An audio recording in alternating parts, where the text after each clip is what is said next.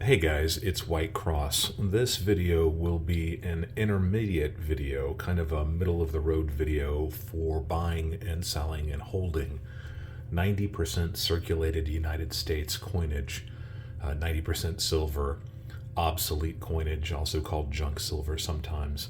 This video will touch on some of the slightly more advanced topics when it comes to 90% silver than our earlier video did. That was an introduction. So this is kind of the next step. This would be appropriate if you have decided that you want 90%. You have a pretty good idea of what kind of 90% silver you're going to be looking for. Maybe you've already got some and you're looking for some other options or some advice as to why you should or why you shouldn't in particular areas. So we're going to start off with dimes. As in our previous videos, we have dimes followed by quarters, followed by half dollars. I'm not going to talk anything about silver dollars in this video. For those who buy 90% on a regular basis, you know that silver dollars are a fantastic thing to own, but they're not usually considered part of 90% holdings. So we're just going to talk about the smaller fractional pieces, the dime, the quarter, and the half dollar.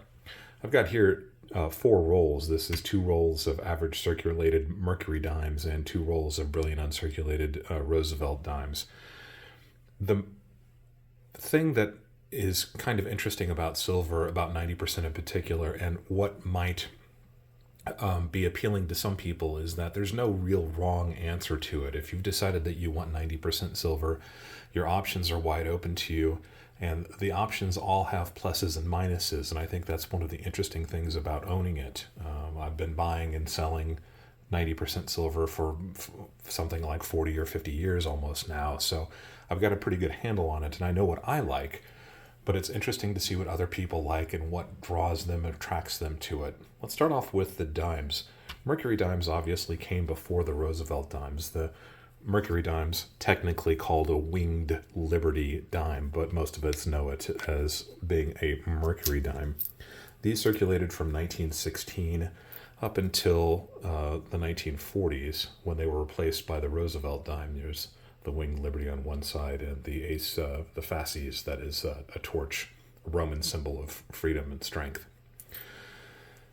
They were released in 1916. If you're one of the coin collectors out there who's lucky enough to have a 1916 D mint mark dime, you know that that's a particularly valuable Mercury dime. They saw a lot of use, and these were actually used during the Roaring Twenties. They were used during the Great Depression. They were used right up until World War II. So they saw a fair amount of use. Consequently, if you're going to be buying 90% rolls of Mercury dimes, you'll often encounter pieces that are on a Sheldon scale. That's our numismatic scale of 1 to 70. These usually fall in the 25 to maybe 45 range. That would be good, maybe very good, all the way up until about extremely fine. You usually don't find almost uncirculated, and almost never would find uncirculated Mercury dimes in a 90% roll. If you do, that's fantastic, good for you, but most of the time they're going to be these more circulated versions of the dimes. So they were used from 1916 up until the 1940s, and even after the Roosevelt dimes were introduced, they continued to be spent. They were still seen as money. People didn't have quite as much of an attraction to obsolete coinage as maybe we do now.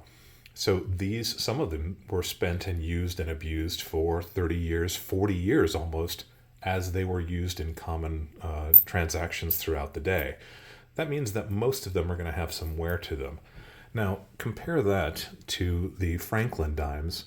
When we knew that silver was going to be exiting our coinage pretty soon, people started stashing these. Even until 1964, the last year that 90% silver coinage was made for circulation, people were buying these from the bank and they were saving them. That's not to say that they didn't get spent. Some of them probably did, but a large amount of these that were minted in late 1950s all the way up until 1964, the last year that the silver 90% was made, they didn't see a lot of circulation. So you can often find these in AU condition or better. Sometimes, like these rolls, these are actual BU rolls, brilliant uncirculated coins. These probably grade 62, 63, maybe 64, 65, even on that Sheldon scale of 1 to 70. So it's an interesting choice for somebody who's stacking. Do you want the older dimes that have a little bit more numismatic appeal, collector appeal? Do you want the brilliant uncirculated Roosevelt dimes?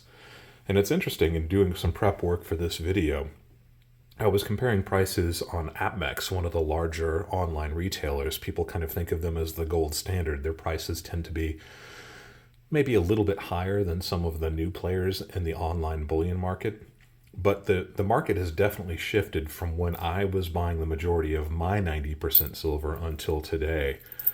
Back in the day, Roosevelt dimes were considered kind of the lesser of the two. Nobody really wanted them. They look a little bit like the circulating coinage that we have now, and if you're a coin collector, what fun is that? Having something that's obsolete like these mercury dimes gives you something that you know or feel has a little bit more history behind it. But the market has definitely shifted. AppMex has average circulated rolls of dimes. That's probably a good combination of some mercury dimes and some circulated Roosevelt dimes. Mixed date, mixed mint mark, rolls are about $92 today as I filmed this. That's about 18.5 times face for these types of coins.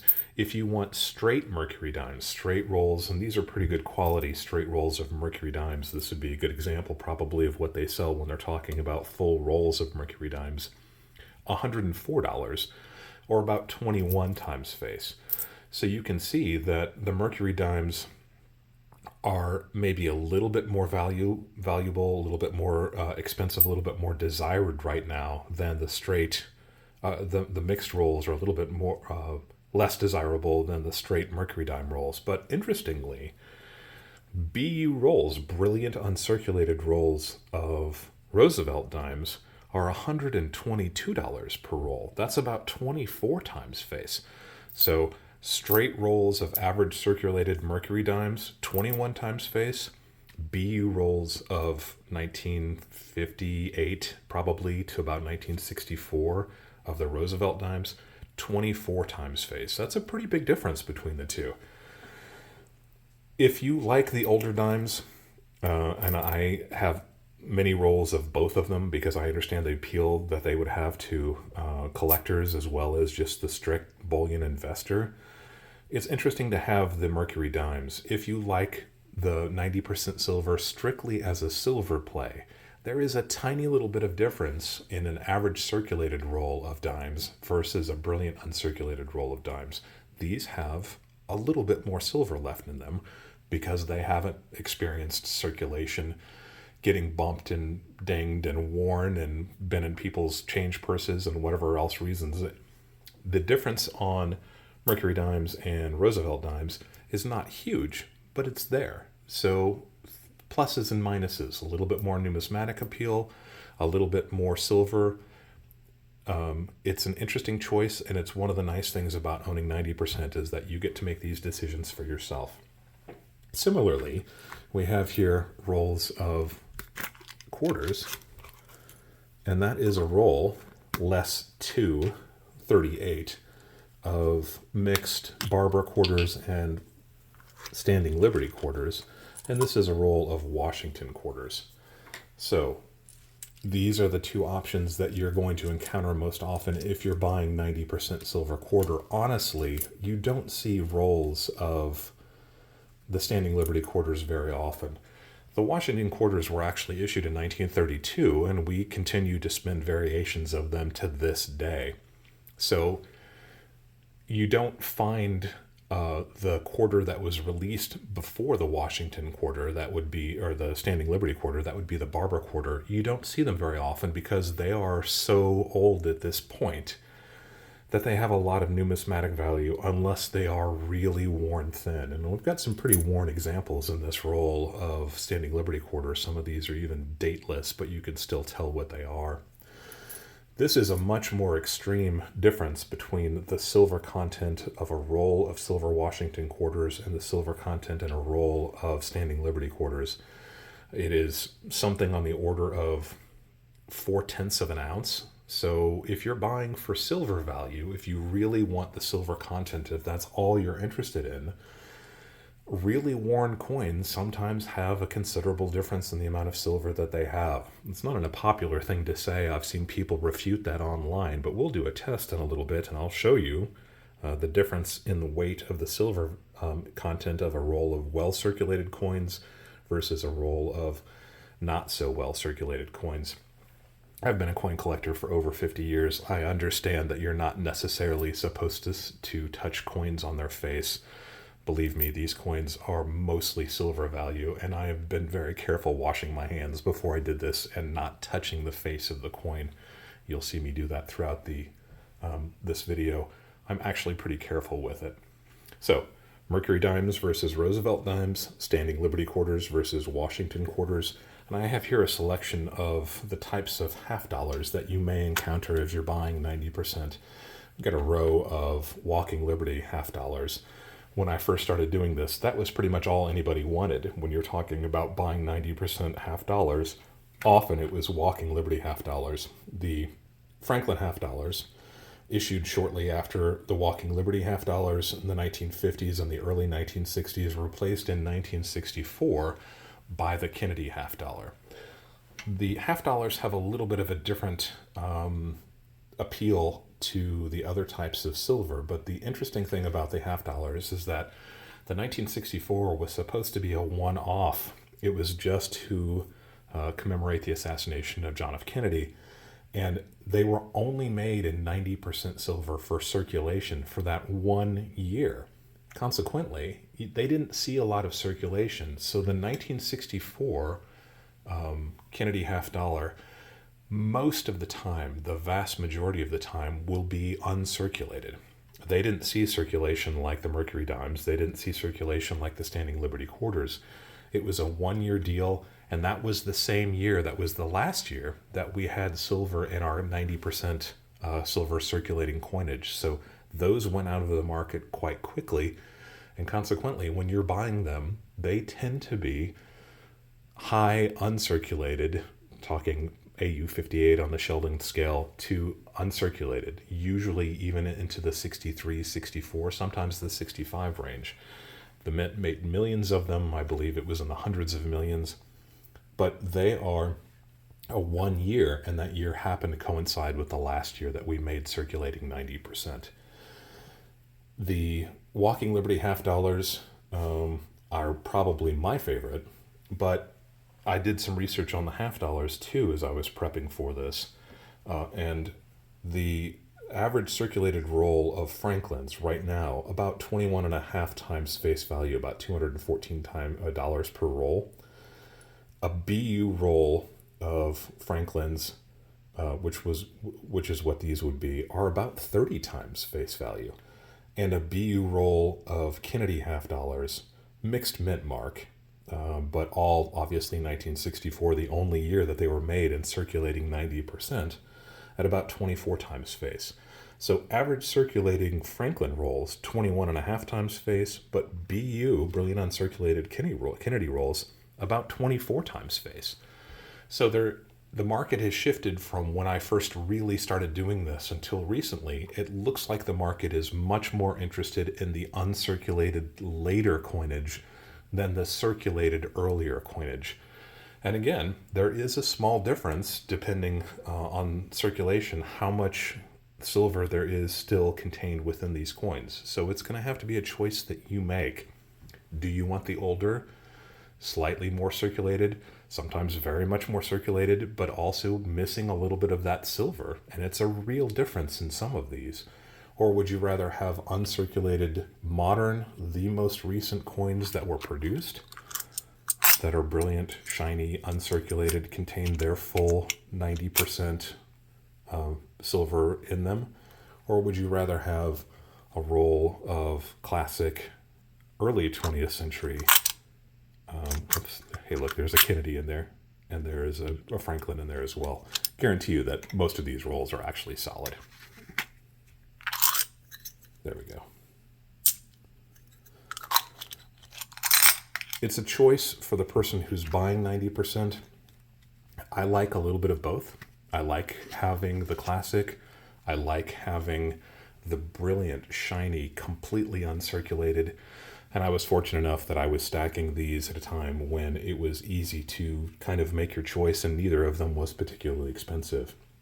Let's do a quick comparison. Just I want to show you, this is going to illustrate pretty vividly the difference in silver content. We're going to go with troy ounces. This is an inexpensive pocket scale, and I'll have a video later that shows some of the techniques and some of the equipment that I use in my own precious metals buying, and I'll talk about some of the instruments. This is a very inexpensive pocket scale. It has increments of troy ounces, and I'll get this up here a little bit so you can see a little bit better. And we'll do a quick comparison so you can see the difference in the weight of a well-circulated roll versus a pristine roll. So you saw that I zeroed them in. And again, this roll is actually missing a couple quarters, so we're going to put a couple of these Washington quarters in the mix. So that's 7.79 troy ounces for this well-circulated roll. We'll take our quarters back out there, dump this off, and then we'll put in the AU to brilliant uncirculated Washington quarters. Again, we're going to tear this so it goes down to 0.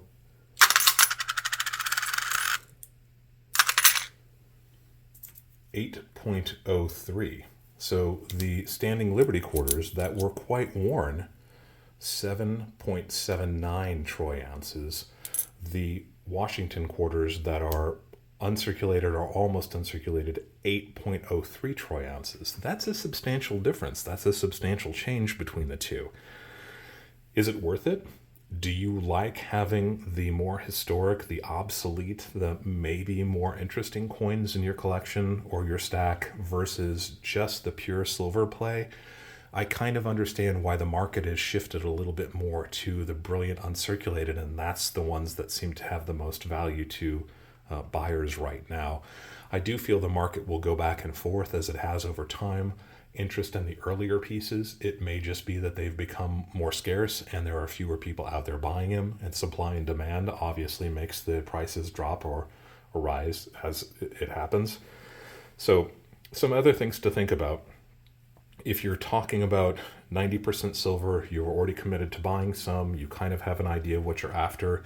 Some things to think about: older versus newer, slightly less silver, the full silver content. Do you want pieces that are genuinely obsolete versus the kind that we still see in our circulation, even though, of course, they're not 90% silver like these earlier ones? Half dollars, do you want that 1 year 1964 half dollar? Do you want full rolls of Franklin half dollars? Or do you want rolls of Walking Liberty half dollars? It really kind of is a personal preference.